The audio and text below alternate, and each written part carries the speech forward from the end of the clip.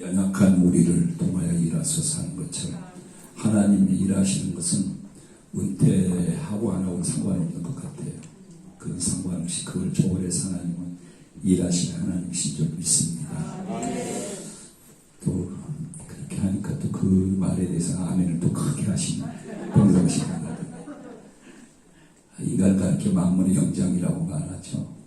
모든 만물을 지배하고 다스리는 특권을 하나님께서 인간에게 주셨고 유일하게 인간만은 하나님의 형상을 따라 지음받은 존재이기 때문에 그래서 인간은 만물의 영장이 만물을 다스리는 존재입니다. 그럼에도 불구하고 만물의 영장인 인간들이 코로나라는 바이러스 때문에 너무 벌벌 떨고 그냥 죽는 게 일어나가지고 꼼짝 못하고 겁을 내고 있잖아요. 근데 유일하게 만물의 영장인 인간을 지배하는 코로나지만 유일하게 무서워한 것 딱 하나가 있습니다. 코로나가 바로 흰 고무신입니다. 왜냐? 백신이기 때문에 그렇습니다. 창세기 5장을 읽으면 창세기 5장의 시작이 이것은 아담의 계보라. 아담의 계보를 적은 책이다 하면서 쭉 이제 게나는 70세에 말을 낳았고 말을 낳은 후 830년 지난 자녀를 낳았으며 그는 510세를 살고 죽었더라. 자녀를 낳았으며 살고 죽었다라는 말이 계속 나오는데 몇 번 나오느냐 5장에서 낳고 살고 죽었다는 말이 5장 한 장에서만 8번이 나옵니다. 반복해서 죽었다라 하는 말이 낳고 살고 죽었다라는 말이 8번 나와요. 그런데 말입니다. 20절 딱 보면은 그는 962세를 살고 죽었더라 이렇게 얘기를 하는데 21절에 딱 와가지고는요 에녹의 신명이 나오는데 에녹에 대해서는 다른 얘기가 나와요. 에녹은 65세에 무두셀라를 낳았고 자 여기에 들어갈 행간에 무슨 말이 들어가야 될까요? 이 행간에 에녹도 다른 사람처럼 자녀를 낳은 후 죽었더라 이렇게 이 행간에 들어가야 되잖아요. 그런데 에녹은 21절 말씀에 낳고 하면서 행간을 비워놨어요. 그리고 22절, 23절 같이 읽어보시죠. 무두셀라를 낳은 후 300년을 하나님과 동행하며 자녀들을 낳았으며 그는 365세를 살았더라 그랬어요. 여기서 에녹의 삶을 주목해 보시죠. 자녀를 낳았고 살고 죽었더라. 이것은 인류의 모든 역사의 보편적인 겁니다. 다 사람이 세상에 우리가 태어나서 그 다음에 자녀를 낳고 살다가 죽잖아요. 이건 보편적인 역사고 인간의 모든 역사. 하나님이 주어진 인간의 주어진 법칙이잖아요. 그 누구도 예일 수는 없잖아요. 그래서 한 번 죽는 사람에게 정하신 고의 심판이 있으리니 이렇게 선언을 합니다. 그런데요, 에녹은 자녀를 낳았고 거기까지는 다른 사람과 똑같이 육적으로 보면은 똑같은 삶이에요. 그런데 한 가지 특이한 것은 역시 영적으로 에녹은 다른 사람이 하지 않는 것을 하죠. 자녀를 낳고 살고 죽는 것은 육적인 것이고 이것은 누구나 다 하는 모든 사람들이 하는 보편적인 건데 특별히 에녹은 영적으로 하나님과 동행했다 이렇게 얘기해요. 낳고 죽은 게 아니라 하나님과 동행했대요. 여기 하나님과 동행한다는 말을 히브리 성경에서는요 엣 할렐로힘 이 말은요 영어로 walking with God 하나님과 함께 걷는다는 거예요. 동행한다는 게. 마치 이런 생각이 듭니다. 사랑하는 남녀, 청춘 남녀가 데이트를 할 때 그냥 걷는 게 아니라 어떻게 손 잡고 걷잖아요. 손 잡고. 지금 그런 모습이에요. 하나님과 동행한다는 아주 밀접한 관계, 친밀한 관계에 있다는 거예요. 에녹은 65세 무두셀라를 낳은 이후부터 하나님과 동행하는 삶을 살았다는 거예요. 이게 바로 다른 사람과 다른 삶입니다. 자, 우리들 한번 생각해 보십시오. 여기 계신 목사님과 사모님들은 모태신앙을 가지신 분들 많이 계실 거고, 또 중고등학교 때, 청년 때, 대학생 때, 혹은 뭐 사업을 하다가 하나님 부름을 받아서 신학교 와서 공부를 해서 목사가 되신 분들도 계시잖아요. 우리 예수 믿기 전에는 안 믿는 사람 똑같이 살았어요. 육적인 것을 추구하면서 육적인 게 전부라고 생각했잖아요. 그래서 우리는 어떻게 하면 더 좋은 집에 살까? 어떻게 하면 더 좋은 음식을 먹고 살까? 어떤 좋은 데를 여행 갈까? 그것이 우리의 삶의 유일한 목적이었고 가치관이었잖아요. 근데 예수 믿고 나니까 시시해져 버린 거예요. 왜요? 뭐가 달라졌나요? 여기 있는 박기동이라는 인간은 예수 믿기 전에는 세상의 전부라고 생각하고 남보다 더 높아지기를 원했고 남보다 더 많은 걸 소유하려고 욕심부렸던 내가 이제는 그런 게 부질없더라는 거죠. 시시해지더라는 거죠. 뭐가 달라진 겁니까? 하나님과 동행하는 삶을 살기 때문인 줄 믿습니다. 보는 것도 달라졌고 생각하는 가치관도 달라졌고 삶의 목적도 달라졌습니다. 하나님과 동행하는 삶. 바로 에녹이 그랬다는 거죠. 자, 그러면 이제 하나님과 동행하지 않았던 삶이 무드셀라를 낳은 후에 하나님과 동행하는 삶을 살아갔던 에녹이 이렇게 다른 삶을 살았던 그 에녹의 삶의 결론은 어떻게 났을까? 마지막 삶의 마무리는 어떻게 있을까? 우리 24절을 한번 읽어보시죠. 에녹이 하나님과 동행하더니 하나님 그를 데려가심으로 세상에 있지 아니하였더라. 에녹이 하나님과 동행하더니 다른 사람 같으면 낳고 살고 죽었더라. 이렇게 끝나야 되는데 에녹은 그렇지 않았다는 거예요. 뭐라고 그러냐면 에녹의 마지막 삶의 결론은 다른 사람과 다른데 하나님 데려가셨대요. 데려가서 표현합니다. 구약에서 보면 세상을 떠나는데 죽었다는 말을 쓰지 않는 사람 두 사람이 있죠. 에녹하고 선지자 엘리야. 죽었다는 말은 안 쓰더라고요. 근데 우리 성경에 있어요. 하나님이 데려가셨다 번역한 히브리 성경을 보면요. 이 히브리의 라카흐라고 하는 동사는 받다, 취하다, 손으로 붙잡다 하는 의미입니다.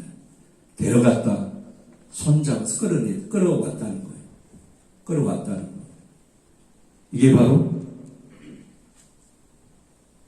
데려갔다는 의미입니다. 이 히브리의 라카흐 동사가 바로 이런 의미입니다. 자, 이 말은 무슨 말일까요? 내가 가고 싶을 때 가는 게 아니라는 거죠. 에녹이 하나님께로 가는 게 아니었어요. 에녹이 스스로 걸어서 간 게 아니었어요. 하나님 그를 잡아 끌었다는 거예요. 손 잡아 끌었대요. 데려갔대요. 이리 와라 하고 손 잡았어요. 마치 부모가 어린아이를 손을 잡고 이렇게 이끌어 가듯이 하나님이 이렇게 이끌어 가셨다는 겁니다. 이건 뭘 얘기하는 거예요? 내가 가고 싶다고 가는 게 아니라는 거예요. 그리고 나 안 가고 싶다고 해서 안 가는 것도 아니라는 거예요. 데려가는 것은 내가 아니라 하나님의 주권이라는 거예요. 에녹의 의지와는 전혀 상관없어요. 그죠? 에녹이 나 조금 이따 갈게요. 그렇게 얘기할 수 있는 게 아니고 에녹의 의사와는 상관없이 그가 마지막 인생의 삶의 결론은 죽었다고 말하지 않고 하나님이 데려가셨다. 이렇게 말을 합니다. 동창회가 뭐는 동창회 보이지 않고 작년에 동창회 나왔는데 왜 금년에 안 나왔냐고 물어보면 1년 사이에 죽었대요. 보통 우리는 그렇게 말하잖아요. 죽었다고 말하잖아요. 데려갔다 이렇게 말하지 않고 죽었다 그렇게 말합니다. 여러분 목회하면서 경험해 보셨죠? 제일 그 장례식을 치르면 스트레스 받는 장례식이 어떤 장례입니까? 정말 기가 막힌 장례식을 해야 될 때. 그게 뭐예요? 지금 가서는 안 될 사람. 가정에 처자식이 있고, 30대, 40대밖에 안 됐거든. 가장이. 혹은 엄마에게. 그런 장례를 진례할 때 저는 너무 스트레스를 받아요. 그리고 내가 죄인 같아요. 내가 뭐 죽으라고 했습니까? 가라고 했습니까? 그런데 내가 죄인처럼 너무 미안한 거 있죠. 그리고 아무것도 할 수 없어. 무기력해. 아무것도 할 수가 없어. 진짜 미안하고 가서는 안 될 사람이 떠나가는 모습을 보면서 붙잡을 수가 없고 어떻게 할 수 없는 인간의 한계를 느끼고 목사로서의 무력감을 느끼게 되고 그리고 그 가족 앞에 마치 내가 죄인처럼 마음을 조이게 되는 경험을 저는 합니다. 내가 1년만 참아주세요. 1년 후에 내가 갈게요. 그런 게 아니더라는 거죠. 어느 순간 하나님의 주권에 의해서 오라고 끄는 순간 갈 수밖에 없는 모습이 인간이라고 에녹을 통해서 우리에게 말해주고 있습니다. 우리에게는요, 싫어도 좋아도 매일매일 해야 할 숙제가 있어요. 우리 밥맛 없어도 밥 먹어야 되잖아요. 밥맛 있을 때만 먹는 게 아니죠. 밥맛 없을 때도 밥을 먹어야 되고, 밥맛 있을 때도 먹어야 되고, 늘 밥을 먹어야 하듯이, 우리 매일매일 살아가면서 하나님과 동행하는 삶을 사는 자의 숙제가 뭐냐? 그것은 바로 하나님과 밀접한 관계 속에 살아야 된다. 히브리서 11장 5절에 믿음으로 에녹은 죽음을 보지 않고 옮겨졌으니 하나님이 그를 옮기심으로 다시 보이지 아니하였느니라. 그 이유를 설명해. 그는 옮겨지기 전에 하나님을 기쁘시게 하는 자라 하는 증거를 받았느니라 그랬어요. 히브리서 기자는 에녹의 믿음에 대해서 그가 죽기 전에 하나님이 데려가기 전에 하나님을 기쁘시게 하는 삶을 살았대요. 근데 이 말을 오늘 읽은 구약성경 창세기 5장에서는 하나님과 동행하는 삶을 살았다 이렇게 표현해요. 그러니까 하나님과 동행하는 삶 그 자체는 하나님을 기쁘게 하는 삶이라는 거예요. 아멘. 하나님을 기쁘게 하는 삶이 하나님과 매일매일 동행하는 삶이라는 거죠. 그런데 하루만 동행하는 게 아니라는 거예요. 마지막 하나님이 우리를 데려간 그 순간까지 동행하는 삶을 살아야 된다는 거죠.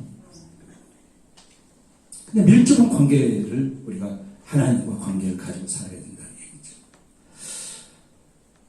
어렸을 때 어르신들이 그런 말은 야 누구하고 아무개하고 놀지 말아라. 그러고 그 애하고 놀면 안 돼. 왜냐 물든대요. 물든대요. 이 말이 우리 속담에도 있죠. 백로야 까마귀 노는 것에 가지 마라. 왜? 가서 놀다 보면 까매지니까. 닮은다는 거예요. 그래서 같이 놀지 말라는, 물든다는 거죠. 영향을 받는다는 말이죠. 얼마 전에 저 유튜브의 영상에 강의를 듣다가 이런 말이 있더라고요. 그래서 제가 너무 좋아해 메모를 해놨습니다.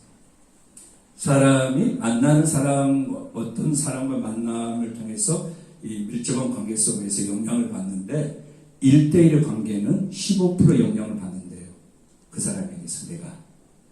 그리고 2대1인 경우는 10%의 영향을 받는다는 거죠. 그리고 3대1의 경우는 7%의 영향을 받는다는 거예요. 이걸 바꿔 말하면 나도 1대1인 경우는 15%의 영향을 상대방이 주고 또 2대1인 경우는 10%의 영향을 주고 3대1인 경우는 7%의 영향을 준다는 얘기 아니에요? 자, 목사님들 목회 현장에서 경험하셨죠? 교회에 새로 나와서 신앙생활 이쁘게 잘하던 교인이 교회 안에서 좀 부정적이고 맨날 매사에 불평불만하는 부정적인 신앙생활을 한 사람들도 있잖아요. 근데 그런 사람하고 같이 어울리게 되고 그 사람하고 가까이 하면 어느덧 그렇게 참 이쁘게 신앙생활 잘하던 사람이 물들어가지고 부정적인 신앙의 가치관을 이렇게 변질되는 모습을 우리 경험하잖아요. 근데 바꾸고 또 말하면 좋은 사람하고 같이 지내니까 교회 안에서 정말 근실하게 신앙생활을 잘하고 잘 숨기는 그런 성도하고 늘 같이 어울리면 그 사람 절대 부정적이지 않더라고요. 닮아가는 거죠. 한마디로 얘기하면 아까 말한 것처럼 물든다는 얘기죠. 영향을 받는다는 거죠. 그래서 사람은 누구와 같이 어울리냐에 따라서 달라진다는 거죠. 맞습니다. 또 이런 얘기가 있잖아요. 인간은 환경에 지배를 받는 존재다. 그렇습니다. 또 유유상종이라고 말하잖아요. 그냥 친구가 되는 게 아무나 친구가 되는 게 아니라 소통이 돼야 친구가 되잖아요. 너무 다르면 친구가 안 되죠. 서로 공감대가 되냐 친구가 되는데, 이렇게 우리는 영향을 상대방으로부터 받을 뿐만 아니라 나도 상대방에 영향을 끼치니까 누구와 같이 어울리냐, 누구와 같이 밀접하게 가깝게 지내냐에 따라서 그 영향을 받는다는 거죠. 마찬가지로 우리가 하나님과 밀접한 관계 속에 살아가야 동행하는 인생을 사는 줄 믿습니다. 그래서 하나님은 어떻게 영성의 삶, 영성이라는 말을 참 많이 우리는 쓰고 있어요.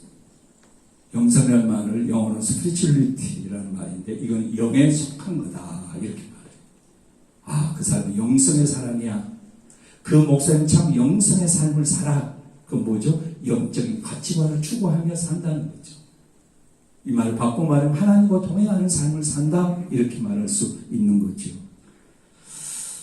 그래서 이제 우리가 매일 해야 할 숙제가 뭐냐, 매일매일 만나는 사람에게 영향을 받듯이 우리가 하나님과 매일매일 영향을 받고 살아야 되잖아요. 그 영성을 우리가 가지고 살아야 되잖아요. 하나님, 영적인 하나님이니까. 영적인 하나님과 관계를 가지고 우리가 영성의 사람이 되지 않으면, 영적인 사람이 되지 않으면 하나님과 관계가 되어줄 수 없잖아요. 그래서 우리가 하나님과의 지속적인 관계가 되기 위해서는 꾸준한 크게 경건의 생활이 필요하다는 거죠. 생각해 보십시오. 우리 현직에 있을 때 어땠어요? 새벽기도, 하루를 새벽기도로 시작하잖아요. 그리고 성경책 그때부터 손에 잡죠. 성경책 손에 잡고 새벽기도 시작해서 신방을 가도 이 책, 설교할 때도 이 책, 하루 종일 저녁까지 손에서 이 성경책 안 떨어졌습니다. 저는 늘 이 얘기를 하는데, 이게 밥통이라고. 우리 네 식구 먹여 살린 밥통이라고. 목사는 참 아무거 안 가져도요, 이거 하나만 가지고 딱 3개 나가고 어디 가든 설교하고 밥 안 굶어 줍니다. 저는 그렇게 생각합니다. 그런데 우리는 하루 종일 이 성경책 손에서 떨어지지 않고 가지고 살았습니다. 365일 이렇게 우리는 살아왔습니다. 그런데 말입니다, 딱 은퇴하고 나니까 새벽기도 안 해도 뭐 설교할 사람이 있어요. 설교할 게 없으니까 새벽기도 안 해도 되고, 그리고 운동 나가다 보면 성경 안 읽고 한 장도 하루에 한 번도 펼쳐보지도 않고 나가도 되고, 우리 현실이 그러잖아요. 왜냐하면 손에서 성경책 놓고도 얼마든지 우리 일상생활에 지장이 없더라는 거죠. 목회 현장에서 이제 은퇴하고. 그러다 보니까 매일매일 기도하는 것, 어떻게 하다 보면 지나쳐버릴 수 있고, 매일매일 하나님의 말씀을 묵상하는 일이 되어지지 않고 넘어갈 때가, 여기에 은퇴 목회자들의 함정이 있다고 저는 생각합니다. 저는 참 의정부 지역에서 열악한 지역, 의정부의 변두리입니다. 제가 한 가지 늘 지금도 아시는 게, 나는 왜 산골짜기에서 36년 동안 그 산골짜기를 떠나지 못하고 거기서만 했을까? 주택가도 없고 아파트 단지도 없는 데서 그렇게 했을까 하고, 그게 나한테는 늘 아쉬움이었거든요. 그런데 하나님께 드디어 그 녹양동 그 주변이 새로 개발이 되면서 아파트 단지가 들어서더라고요. 나는 죽도록 뿌렸고, 이제 거둔 사람은 다른 사람이 거두더라고요. 혼자 되게 미안해하더라고요. 미안할 것 없다. 그 대신 나한테 밥 잘 사라. 왜? 뿌린 자가 있어야 거둔 자가 있지. 미련이 없다. 그리고 나 아쉬움도 없어. 그런 얘기를 했습니다. 근데 제가 목회를 평생 한 30년 동안 목회하면서 저는 좀 다른, 저희 당연한 건데도 다른 것도 아니지만 지역사회 디아코니아 목회를 했습니다. 지역사회 봉사에. 그래서 그 일을 통해 교회도 성장하고 건강한 교회가 되어지고, 그러다가 보니까 본의 아니게 제가 전국적으로 목회자들 모아놓고 교회 지역사회 봉사를 왜 해야 되는지, 어떻게 해야 되는지 성경적으로, 신학적으로 그런 강의와 사례 발표를 하게 되고, 그러다 보니까 전국적으로 초파적으로 이제 집회도 나가게 되고 세미나 수련회 많이 나가다 보니까 지금까지 한 1000번 이상 제가 예고로 나갔습니다. 그런데요, 제가 은퇴하고 나서도 뭐 한 200회 이상 나간 것 같은데요. 근데 달라진 게 하나 있더라고. 뭐가 달라졌냐? 강사 소개를 하잖아요. 근데 은퇴했단 말을 안 하더라고요. 노경교 원로 목사 이렇게 말 안 해요. 소개할 때. 그렇다고 담임 목사라는 말도 안 해요. 뭐라고 하는지 아세요? 노경교회 박기동 목사. 그렇게 소개하는 거예요. 참 이상하다. 원로 목사라고 소개도 안 하고 담임 목사라고 소개도 안 하고 왜 그럴까 하고 궁금했거든요. 근데 목사님들이 모이는 모임에서 어느 날 이야기를 나누다 보니까 목사님들이 그러는 거예요. 은퇴한 목사를 강사로 모시는 교인들이 싫어한대요. 아, 이유를 알았구나. 그래서 은퇴했단 말도 안 하고 원로란 말도 안 하고 담임 목사란 말도 안 하고 애매하게 그렇게 소개를 했구나. 제가 이해가 됐습니다. 그런데요, 물론 지들은 안 늙을 겁니까? 아니, 늙은이 종자가 따로 있습니까? 지들이 늙으면 늙은이지 뭐예요? 늙은이 종자가 따로 있어요? 어느 목사님이 됐대요. 서울의 아주 복잡한 거리에서 택시를 타는데 다리에 힘도 없고 문도 얼른 못 닫으니까 젊은 택시기사 성질을 팍 내면서 빨리 타야지. 그리고 문 빨리 달려. 문을 그렇게 안 닫으면 어떡합니까? 그러니까 이 원로 목사님 너무 화가 나서, 야 이놈아, 늙은이 종자가 따로 있는 줄 알아? 네가 늙으면 늙은이야. 저는 그게 참 명언이라고 생각합니다. 물론 생물학적으로 나이가 들면 기억이 세해지고 기억력도 감퇴돼요. 이 말하는 것도 오늘 하고, 저는 이렇게 말을 하면요, 목에 딱 붙어버려요. 소리가 잘 안 나요. 그래서 물을 계속 마셔야 돼요. 그리고 제가 강단에서 물 마시기 시작하면 60대 이후부터 물을 마시기 시작했어요. 설교하고 있어요. 목이 딱 붙어요. 안 떨어져요. 소리가 안 나와요. 그래서 물을 계속 마셔야 되는데 그게 노화의 현상입니다. 고린도후서 4장 16절에 그러므로 우리가 낙심하지 아니한 우리의 겉사람은 낡아지나 우리의 속사람은 날로 새로워지도다. 근데 여러분 공감 안 합니까 여기에? 저는 공감 안 합니다. 왜 그러냐? 우리의 겉사람은 낡아지나 늙었으나 늙어가나 우리의 속사람은 날로 새로워지도다. 그러면 현직의 젊은 것들이 나오지 않는 진리가 은퇴한 목사님들 속에서 나와야 되는 거 아니에요? 그래서 좀 한 번 더 들어보고 싶고 은퇴한 목사님 강사를 모시고 싶고 이 말씀이 그래야 된다는 얘기예요. 오늘 고린도후서 4장 16절에 그러잖아요. 그런데 현실은 안 그래요. 은퇴한 목사 강사를 모시고 교인들부터 싫어하니까 강사 소개도 은퇴했다는 말을 못하고 애매하게 소개해요. 눈치 보려고. 교인들 눈치. 왜 그럴까요? 현직에 있을 때 우리가 너무 바빠가지고 하루 1시간 기도했다면 은퇴하니까 이제 자유로우니까 3시간 기도해야 되는 거 아니에요? 그래야 내면이 새로워지죠. 현직에 있을 때 너무 바쁘고 설교를 준비하기 바빴으니까 나를 위해서 말씀을 아이 메시지를 보기 힘들었잖아요. 그런데 이제는 설교를 안 하니까 나를 위한 아이 메시지로, 유 메시지가 아니라 아이 메시지로 나를 위해서 그 전에 1시간 성경을 묵상했다면 이제는 2시간, 3시간 해야 되는 거 아니에요? 그런데 현실은 정반대적이라. 그렇게 안 돼요. 우리의 삶이 현장이 그래요, 그냥. 그리고 어떡하다 보면 그렇게 안 돼버려요. 여기에 우선순위가 문제더라는 거죠. 우선순위. 젊은 사람들은 바쁘게 뛰어다니다 보니까 시간 없어서 말씀 묵상할 시간이 모자르고 기도할 시간이 모자르지만 우리는 더 현직에서 몇 배로 더 하나님 앞에 더 밀접한 관계 속에서 매일매일 동행하는 삶을 살아야 우리 내면이 신령해지고 신선해지고, 그래서 교인들도 역시 은퇴한 목사님은 젊은 사람들이 들을 수 없는 말씀의 능력이 있어. 이래야 정상하겠어요? 바로 이렇게 돼야 오늘 고린도후서 4장 16절에 그러므로 우리가 낙심하지 아니하노니 우리의 겉사람은 낡아지나 우리의 속사람은 날로 새로워지다 하는 이 말씀이 우리에게 해당되는 말씀인 줄 믿습니다. 일반 성도들은 목사님과 사모님에 대해서 오해를 해요. 왜? 목사님이니까 사모님이니까 믿음이 보장되어 있는 걸로 생각해요.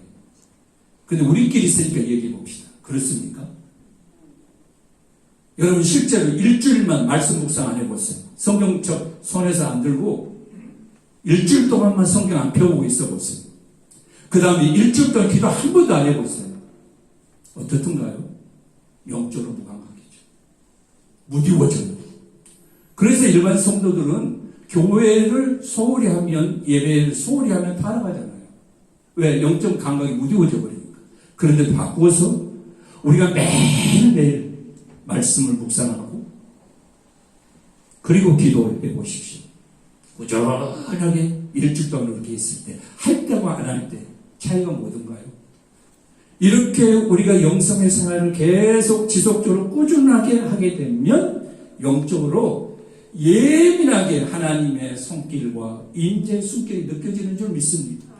그래서 똑같은 삶의 현장이 일어나면서 하나님 하고 계시는, 하나님의 역사하시는, 하나님의 은혜네, 하나님의 손길이네 하고 영적으로 민감하게 하나님의 인재와 손길이 느껴지는 줄 믿습니다.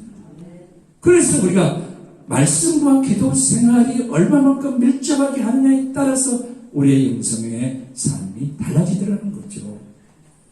다니엘의 경건 생활을 보시죠. 다니엘 6장 10절에 예루살렘을 향한 창문을 열고 전에 하던 대로 하루 3번씩 무릎을 꿇고 기도하여 그의 하나님께 감사했더라. 전에 하던 대로. 지금 계속하면 자기에게 유기가 있고 어려움을 당할 줄 알면 전에 하던 대로. 근데 우리는요, 은퇴 목사로서 현직에 있을 때만큼만 경건의 생활을 하면 우리의 영성이 확 달라질 수 있는데 현직에 있을 때 절반도 못하고 있단 말이죠. 왜? 그래도 아무런 문제가 없어. 설교하는데 교인들이 은혜 받았다, 못 받았다, 그런 얘기 들을 필요도 없어. 현장이 없는데. 그렇잖아요? 현직에 있을 때, 오늘 말씀, 목사님 설교 듣고 은혜 받았다. 그런 말 하잖아요. 근데 우리는 이제 그런 말을 들을 현장이 없잖아요. 그러니까 아무런 문제 없어요. 그러나 그렇게 하다 보니 전에 하던 대로 못하고 있더라는 거죠. 현직보다 더 해야 되는데 더 뭐가 걸릴 거 있어요. 하루 종일 골방에 들어가서 묵상하고 성프란시스코가 하나님께 기도할 때 하루 종일 하는 기도가 주여 나는 당신 앞에 누구입니까? 뭘 달라고 하는 기도가 나는 누구입니까? 자신의 모습을, 이런 기도를 하는 사람이 욕심 부릴 수 있겠어요? 이런 기도를 하는 목사라고 하면 세상 것 가지고 아웅다웅 하겠어요? 그거 가지고 조마조마하면서 마음 졸이면서 그거 그렇게 내어 살겠어요? 아니죠. 우리는 그렇게 못하더라는 거죠. 여러분, 우리가 다니엘처럼 전에 하던 대로만 할 수 있기를 바랍니다. 마지막 하나는 영성의 관리를 예수님을 보십시오. 복음서에 보면 예수님이 식사를 겨울도 없이 사람들 몰려오니까 식사할 시간이 없어요. 그럼에도 불구하고 어떻게 하던가요? 사람들을 피하여, 일부러 사람들을 피해서 조용하고 한적한 것을 찾아서 밤에 맞도록 기도하시고 새벽 미명에 기도하는 영성을 이렇게 관리하는 예수님의 모습을 봅니다. 목사님, 저는 여기서 배워야 된다고 생각합니다. 예수님의 영성 관리. 그래서 저는 현직에 있을 때 늘 수시로 기도원 같은 데 조용한 데를 가서 2박 3일 동안 하루 종일 한마디도 안 하고 묵상하면서 혼자만의 시간을, 혼자만 있다는 게 뭐예요? 하나님과의 관계, 밀접한 관계가 되는 거죠. 그런 시간을 때때로 가졌던 일이 있습니다. 사랑하는 목사님과 사모님들, 언젠가 우리 하나님께서 에녹을 데려가신 것처럼 저와 여러분을 데려갈 시간이 오게 될 것입니다. 우리가 해야 할 일, 마지막 순간까지 하나님께 붙들림 받아 천국으로 옮겨가는 것이 신앙생활의 결론이요 우리들의 성공인 줄 믿습니다. 그러므로 이 순간까지 영성의 삶으로 하나님과 밥 먹기 전에 하나님과 먼저 기도하고 방문 운동하기 전에 하나님의 말씀을 먼저 묵상하고 이렇게 매일 순간순간마다 우리 주님과 함께 동행하며 걸어가십시다. 요한복음 14장 1절과 3절 너희는 마음에 근심하지 말라 하나님을 믿으니 또 나를 믿으라. 내 아버지 집에 거할 것이 많도다. 나 있는 것에 너희도 있게 하리라. 나 있는 것에 너희도 있게 하리라. 이 말씀을 생각할 때마다 가슴이